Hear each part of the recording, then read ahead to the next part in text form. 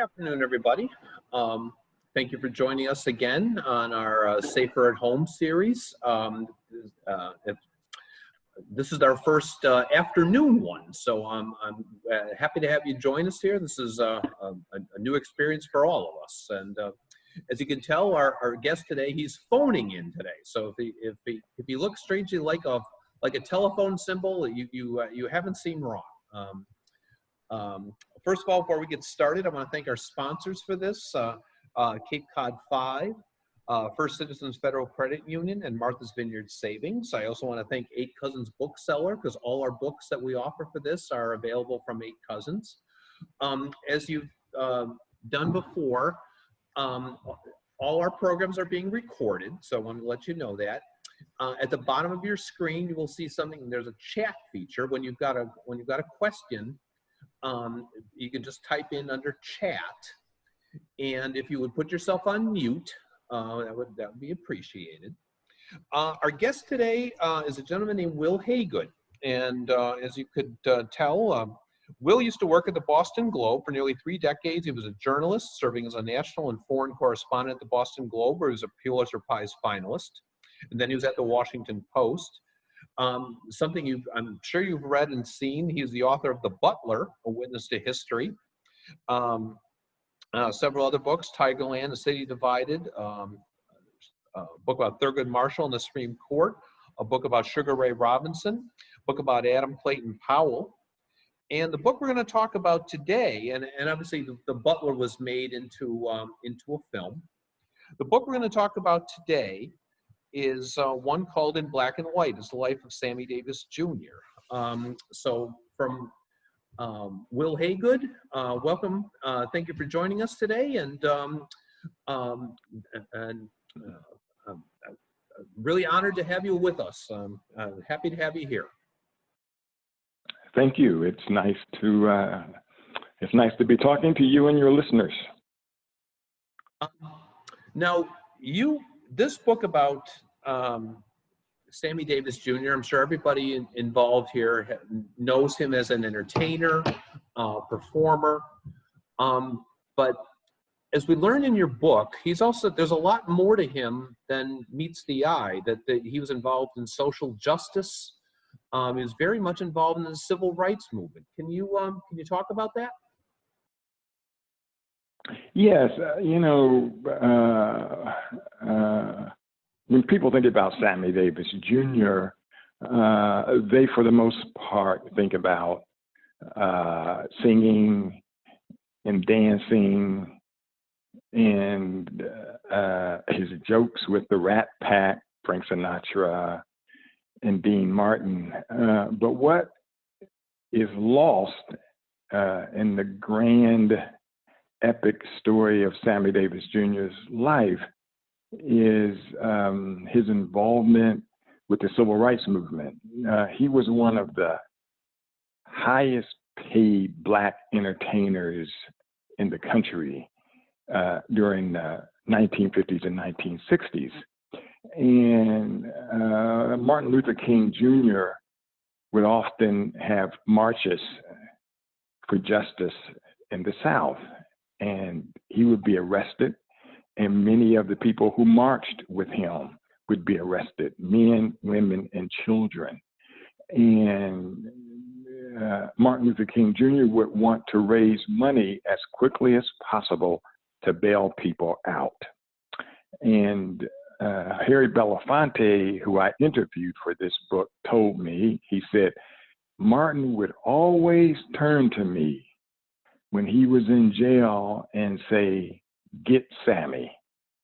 And Harry Belafonte would phone Sammy Davis Jr. and tell him how much money Martin Luther King Jr. needed, and Sammy would send the money to him. And it's just a great part of Sammy Davis Jr.'s life. He was at the March on Washington in 1963. He was at the Selma March in 1964. He was there when it mattered.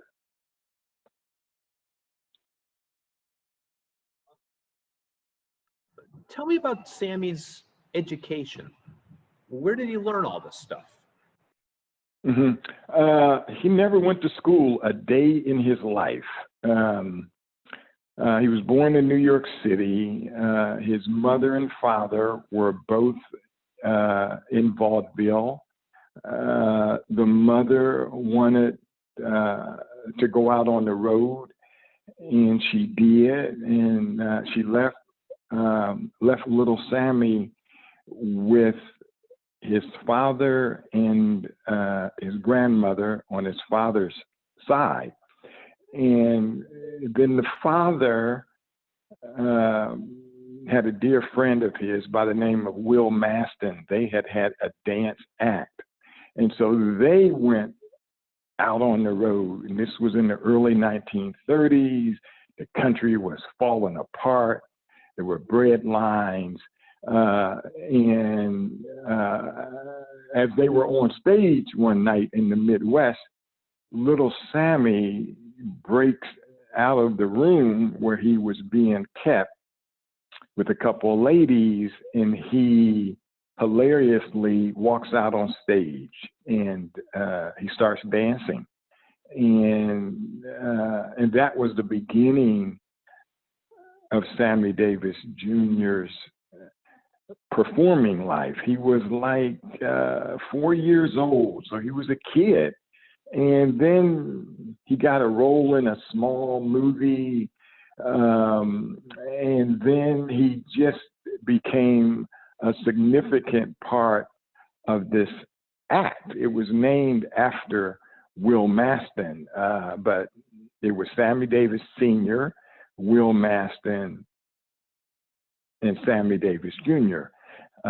Little Sammy, and he turns 7, then he turns 9, and 11, and 12, and 15, and as he's traveling around the country, people start asking about the kid in the middle, like, who is that little kid? I mean, goodness gracious, he can do mimicry, he can sing, he can dance, he can tell jokes, he can play the drums. He was multi-talented, and then one night in New York City at the Paramount Theater, he was seen by Frank Sinatra, who was dazzled by the kid, by Sammy Davis Jr. And he sort of took Sammy under his wing then, and he talked to nightclub owners around the country, and they started booking Sammy, and his fame started to rise. You mentioned Sinatra, which obviously leads into the Rat Pack. Sammy's pretty much an integral part of that, and yet he was the black member. How did he feel about that? How was he treated? How did the others feel about him?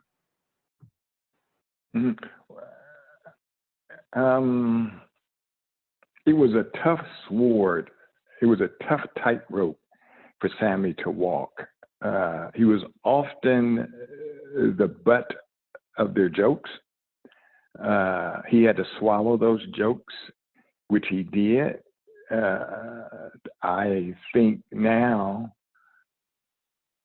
looking back at a lot of the newsreel footage and even some of the movies that Sammy appeared in with Frank and Dean, you can see that Sammy is hugely talented.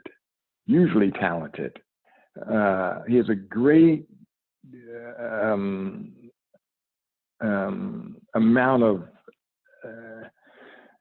spirit on stage or on screen. But it was sad that he would often allow himself to be the butt of their jokes. I think that there was genuine love between Frank and Sammy, but Frank had spotted Sammy when he was a kid. And it's often very difficult for a kid to get away from the shadow, you might say, of his father. And so Frank was kind of a father figure to Sammy. And yet Sammy also saw how famous Frank was. Frank was white. America was segregated. Sammy knew he wasn't going to have the same opportunities as Frank Sinatra, but he thought on occasion if he mimicked Frank Sinatra with the clothes, with the spending sprees, with the fancy cars, with the high-end living, that maybe the country would look at Sammy as a second coming of Frank. But that's not what happened. And they had months at times when they wouldn't speak to each other. And so it really was one of those long-term relationships that had its ups and downs. Was it the same with Sammy, with Dean Martin, with the other members? How did he play off of them? How did they view him?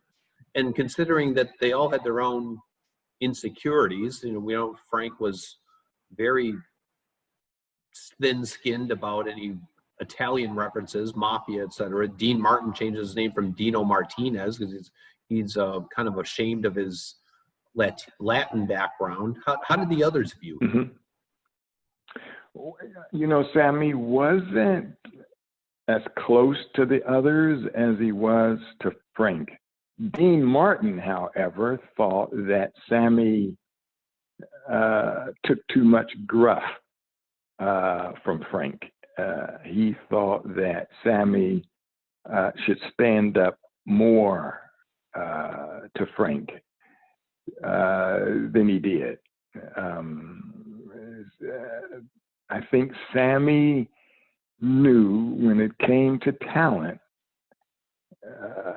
stage talent, movie talent, live performances on Broadway. He did straight plays. I think Sammy thought when it came to doing more than one thing, more than one form of art, that he had no peer in the Rat Pack. Yes, Frank Sinatra could out-sing him, of course, but Sammy could do a lot of things that Frank couldn't do. And I feel that Dean constantly felt he had to remind Sammy of that. Did Sammy look upon himself as a singer, as a dancer? How would he have categorized his talents? As a song and dance man. Now, he came up in the 30s when his uncle, as he called Will Maston, and his father, and they were on trains, and they were traveling around the country. They were going from town to town. So if a nightclub owner needed tap dancers, then they turned into tap dancers. If they needed vaudeville, then they did their vaudeville act. If they needed singing, then they turned into three singers. And so he really considered himself a man for all seasons, because that's how he started out, and that's how they kept food on the table. And so if anybody threw anything in front of him, he would do it and do it well.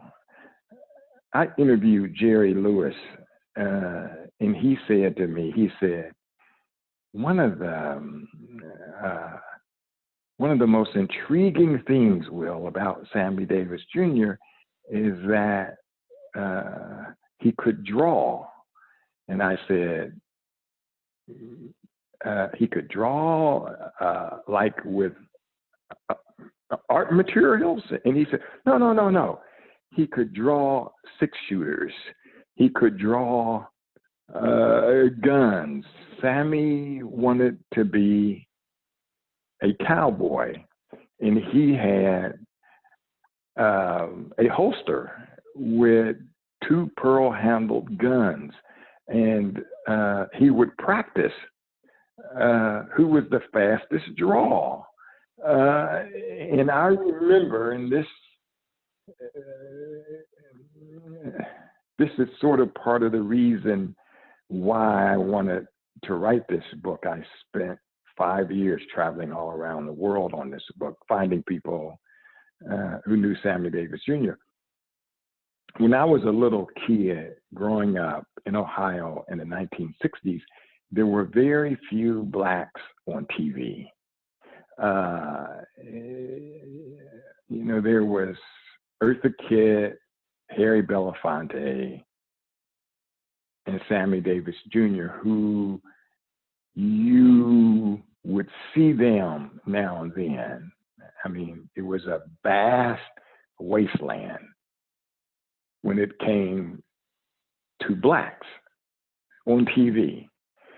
But my mother, whenever Sammy Davis Jr. was on TV, and if I was outside playing, she would come to the screen door and she would yell, "Come in the house, hurry up, Sammy Davis Jr. is on TV. Sammy Davis Jr. is on TV." And I would speed into the house and sit in front of the TV and watch Sammy Davis Jr. He would be in these TV westerns, and it was just unique and very fun to see a cowboy who was black and who could draw faster than any of the other white cowboys on screen. It was like I was looking at I don't know, Superman. I mean, he was talented. He could draw real fast, and everybody in the town in these westerns respected Sammy Davis Jr. as a cowboy. And so years later, and I go on and I work at newspapers and I start writing books, and I said to myself, there needs to be a big book about America with Sammy Davis Jr. in the middle of the spokeswheel of the wheel, and because he was there during segregation, he was there during civil rights, he was on stage, he was on the movies. He hugged Richard Nixon. He had a whole lot of blacks who abhorred him for doing that. He married Mae Britt, who was white. And so Sammy crossed all of these barriers in life in this country when it came to race and sex in politics. And I just said to myself, wow, if I could wrestle Sammy to the ground, then I think such a book would say something about this country. What did you find the most surprising? I mean, you just listed some of the things, I guess, but what did you find the most surprising about Sammy? And what did you find the most disturbing? Yeah, probably the most surprising was that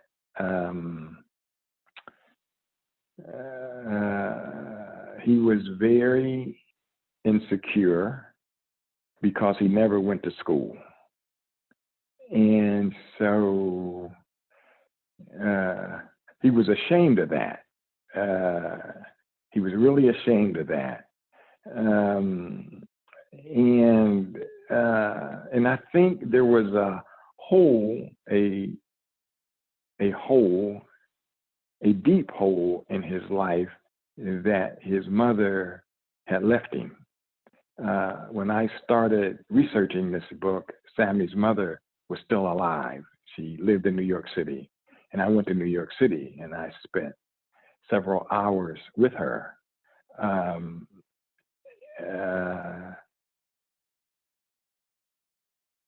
He had died by the time I started on this book, but it was riveting to sit in an apartment and talk to Sammy Davis Jr.'s mother. She explained to me that she thought he was an extremely sensitive child, that she didn't know he would react the way he did about her not being there. In later years, when he started making big money, he took care of his mother, but they never were very close. And I think it was because Sammy, he had suffered in childhood, and he missed his mother, and I don't know, I think it was hard for him to get back into that space. So that's one thing, you know, in the absence of his mother, and how much, Mark, that drove him too, though. I mean, adversity does push us forward. And I think that made Sammy the genius that he was. And I also think that he deserves much more credit than he ever got for his involvement in civil rights. I think people, when he hugged Richard Nixon at the Miami Republican Convention in 1972, and that picture of Sammy hugging Richard Nixon, who was very conservative, Richard Nixon, and he wasn't known as a friend to Black people, but there Sammy was in a famous photograph with his arms wrapped around Richard Nixon. And he was booed by Blacks from that moment on, often for the rest of his life. And it hurt him. It genuinely hurt him. What was Sammy most proud of, and what was he most embarrassed by? You know,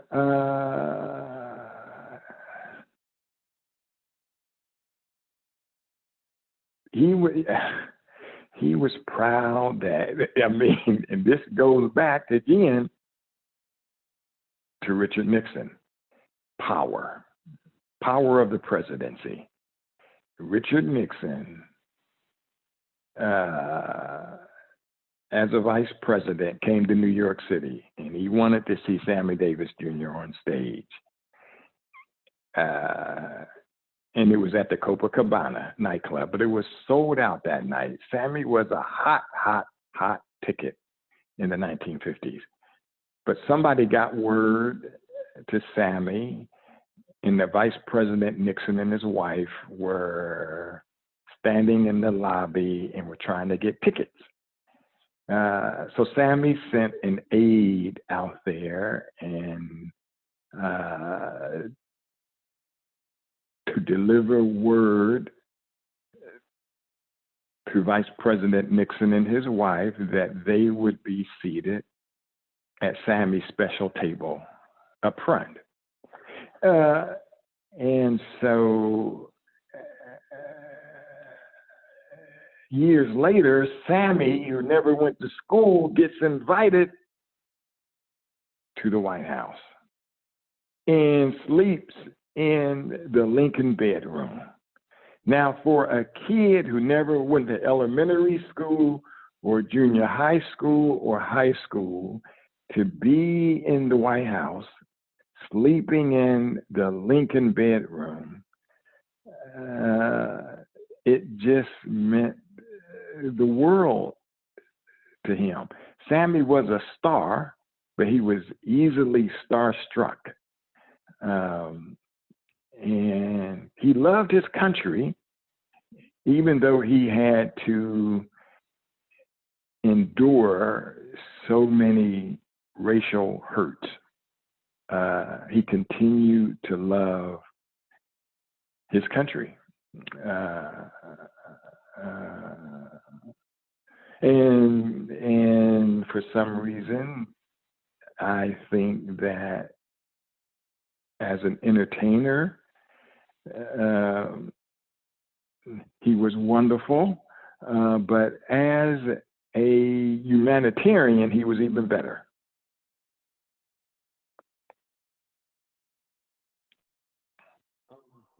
By the way, I want to remind our audience, if you got any questions, to type them in on the chat feature. I know you want to read from your book. I got another question here too.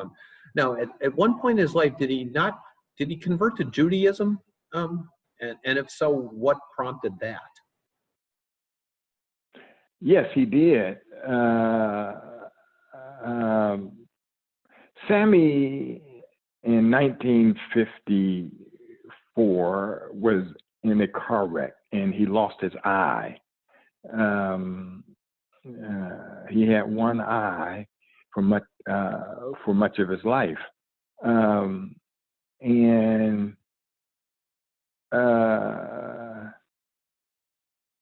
when he was laying in the hospital, now Sammy often thought like a kid. He was very childlike. He took toys on the road with him, even when he was a grown man. And I think that came from the fact that he missed his childhood. And so he gets in this car wreck on the West Coast and loses an eye. And most of the entertainers who came to see him in the hospital were Jewish.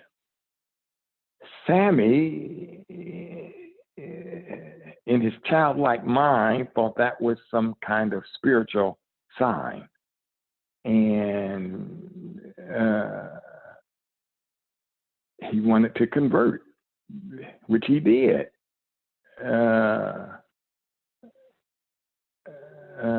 Only he really knew why. It wasn't as sincere, but it wasn't, how can I put it? It wasn't as sincere as one might have wanted it to be, but it was also something very poignant about it. I mean, it just was, and it was part of Sammy's character. If he saw something that he thought was unique and wonderful and special. He would gravitate toward it. I mean, when the 1960s movement came with the brothers and the sisters and the street marching, Sammy had combed his hair for years. It was like a straight hairstyle. But then when the Black Power movement started, Sammy, he gravitated into that movement and started wearing an afro. It's kind of funny, but that was Sammy. I mean, he was an entertainer at heart. I know you wanted to read a portion from your book. Do you want to do that now? Okay. This is really how the book opens. Just a little snippet here.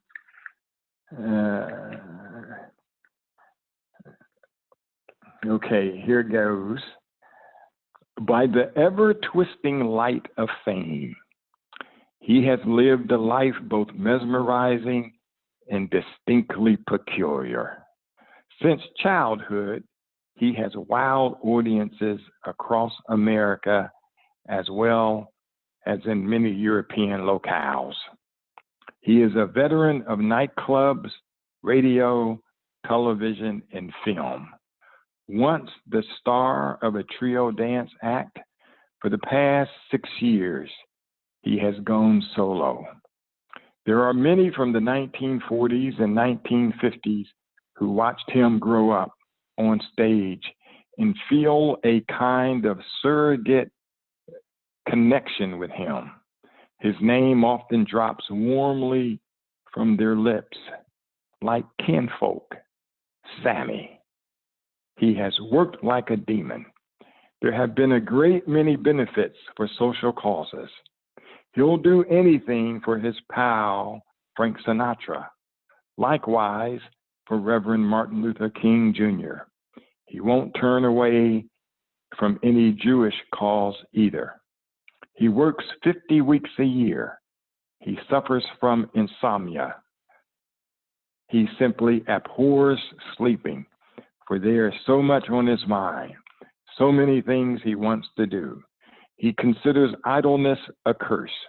Born of Vaudeville, his peripatetic life has come to explode within the slippery parameters of the stardom he has chased ferociously for so many years. He has known it all: fear, pain, love, and hatred. Behind him lie thousands and thousands of motherless nights. He has learned to hoard his raging insecurities. For if on stage he is commanding and confident, off stage he carries a wobbly sense of self. It is 1965, and Sammy Davis Jr.'s America is on fire. There are riots, marches, sit-ins. Assassins have come upon the land. No one blames him for the loaded pistol he carries or the umbrella he sometimes strolls with. It can be opened in an instant, exposing a knife-like point capable of inflicting a lethal wound. He is a Negro married to a white woman. The death threats are common. His booking agents rarely send him into the Deep South.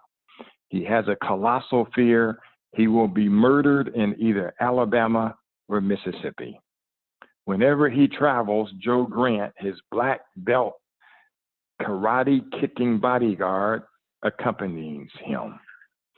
But right now, Sammy is on Broadway, starring in Golden Boy. In his dressing room in front of the mirror, he sometimes practices his quick draw. 2 seconds, the hand snatching the gun out, then twirling it back into the holster.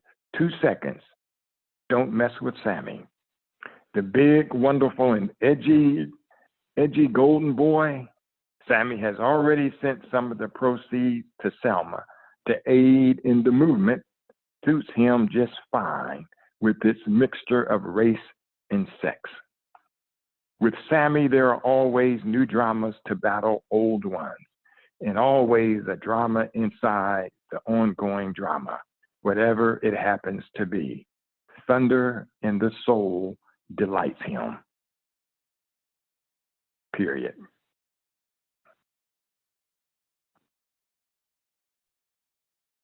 Okay. Do you think history will remember Sammy Davis Jr.?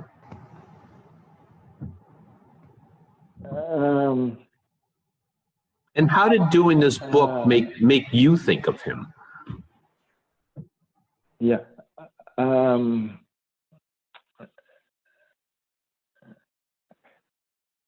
He grew in stature for me. He grew in stature. He really did. And I mean, his contemporaries, I mean, when you're speaking of actors who are Black, and it's Sidney Poitier and Harry Belafonte. They were taller than Sammy. Many thought they were more handsome than Sammy. Many thought they were smarter than Sammy, but Sammy was able to hold his own with them. And I think that is because he worked hard. Sammy was a hard worker. As I just read that snippet from the book, he worked around 50 weeks a year. He took the blows. I mean, he was sometimes, I think Sammy loved his country more than his country loved him, often. But when he was in Europe, Mark, oh my God, the crowds in Paris, in London, in Switzerland, also in the Far East, they would line the blocks to buy tickets to see Sammy Davis Jr. I mean, he was a big international star. Australia, he would sell out the opera houses. I mean, he really was a mega star. And I think his image is starting, hopefully, to grow and grow. There were a lot of people who I interviewed. Now, my goodness, I interviewed around 250 people for this book. Many felt sorry for Sammy. They could sense he had been damaged. They could sense something wasn't quite right with his sense of self. But they also were very proud at the heroism that he had in the country, and that told him that it was certain hotels he couldn't stay at.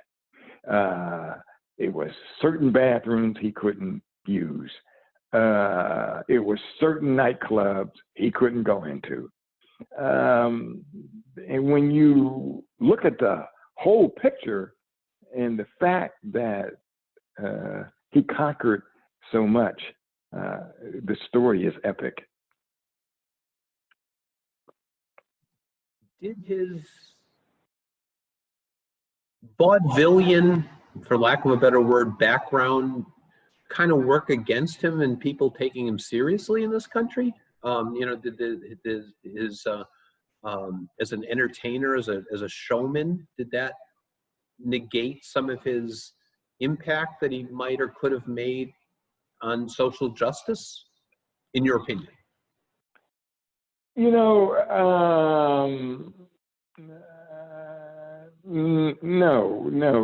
I think Sammy needed he needed vaudeville because a lot of people in vaudeville who just had one skill, when vaudeville started to fade away, then those entertainers who just had one skill were sort of lost. But Sammy had multiple skills. He could sing, he could do mimicry, he could dance, he could act. And so his vaudeville training, I think, kept Sammy Davis Jr. sharp. And if you were Black in this country in the 50s and the 60s, in the 70s too, you really had to be sharp. I mean, you had to, you had to be versatile, and you had to have a strong spirit, I mean, to make it. And he did have a strong spirit. He was weak in a sense. He never had a mother, and I think that hurts people. And he wasn't always sure of himself, but he was always sure of his talent. And that's what saved him, and that's what turned him into a superstar. Question here. What was it about Richard Nixon that made him support him so much? Why did he gravitate to Nixon? Nixon was the first politician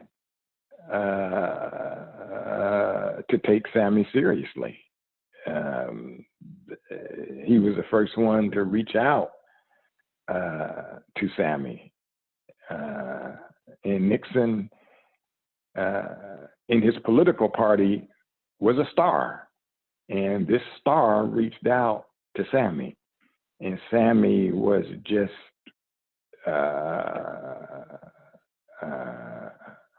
he was just bowled over. And Nixon did some things that, for Sammy, that made Sammy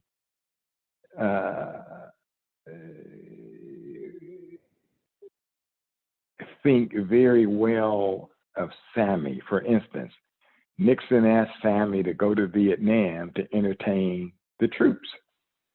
Well, for a kid who didn't go to elementary school, junior high, or high school, and have the President of the United States summon you to the White House and give you an assignment to go overseas to entertain the troops, that almost made Sammy cry.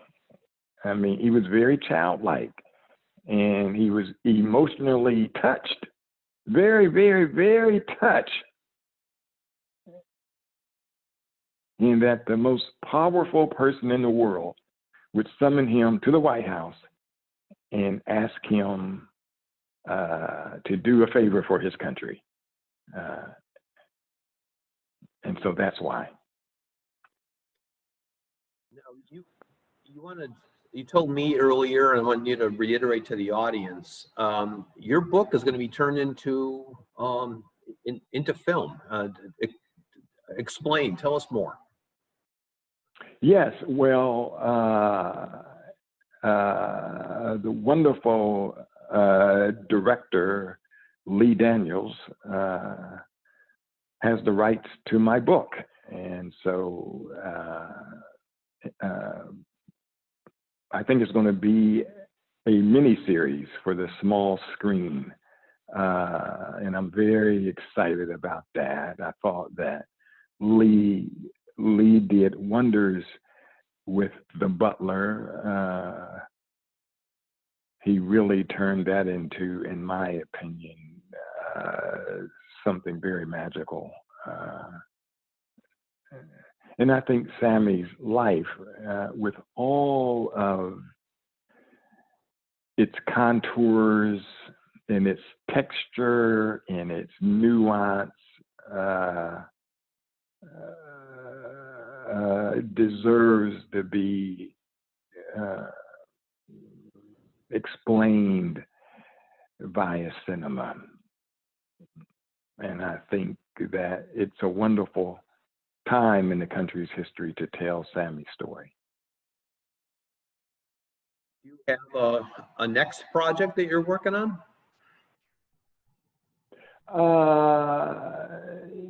Yes, sort of, but it's in the early stages, so I might as well not talk about it just yet. But yes, I am hard at work on my next project. A follow-up to your last thing, do you have a vision as to who should portray Sammy in this miniseries? No, I mean, no. I will leave that up to Lee. But there's an awful lot of talent out there. I mean, and Lee Daniels is, he's very, very phenomenal at finding talent, finding actors and actresses for just the right role. So I'm sure he'll come up with the right person to play Sammy. It's going to be a big task for that actor, but he's out there. He's out there somewhere. Question for you. How do you think Sammy would be responding to Black Lives Matter if you were here today? He would be extremely proud of it. He would be at the front. He would be marching. I have no doubt. About that. I mean, he was at the March on Washington. He was down in Selma. He gave money all throughout the 50s.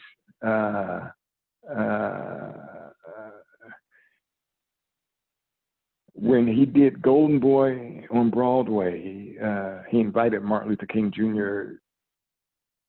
to see the play, and then King, of course, went south, and he needed money, and Sammy shut the theater down for a whole day and had a special benefit for Selma, and sent all of the proceeds to the folks involved in the Selma March. And so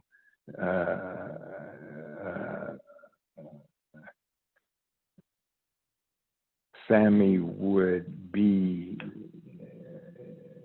he would be at ground level. I mean, Sidney Poitier was there, Harry Belafonte was there, Sammy was there, offering moral heft and moral courage to this country to treat Black people fairly. Harry Belafonte or Sidney Poitier or Sammy Davis Jr. never shrank from that mission.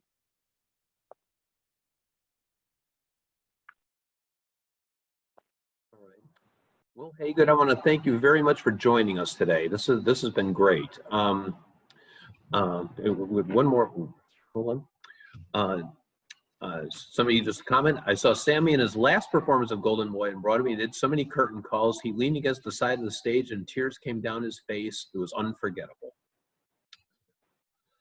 Oh my goodness. Now that almost brings a tear to my face, because that's Sammy right there. I mean, he gave the audiences everything he had. One of the sweetest things about Sammy, someone told me that they saw him. I don't know where it was at. I think it was overseas. And Sammy never wanted, you know, like, ladies and gentlemen, Sammy Davis Jr. No, he never wanted that. The stage would be dark. There would be a single stool on the stage, and Sammy would walk out in the darkness, and the lights would come on, and Sammy would say, "If I may introduce myself, my name is Sammy Davis Jr." And they would go wild. The people would just go wild. I mean, it was just, you know, it was showmanship. It was a beautiful low touch. He would like sneak up on them. It was beautiful.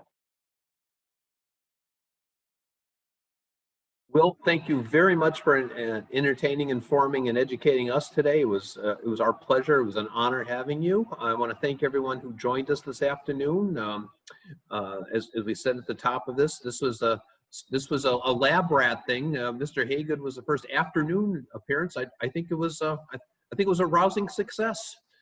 Wil, great good luck with this book. Thank you very much for joining us. You. And I hope to have you back again on your next project. Thank you so much, Mark. It was wonderful. Thank you. Right. And to all your listeners, bye-bye. All right. Thank you, everybody.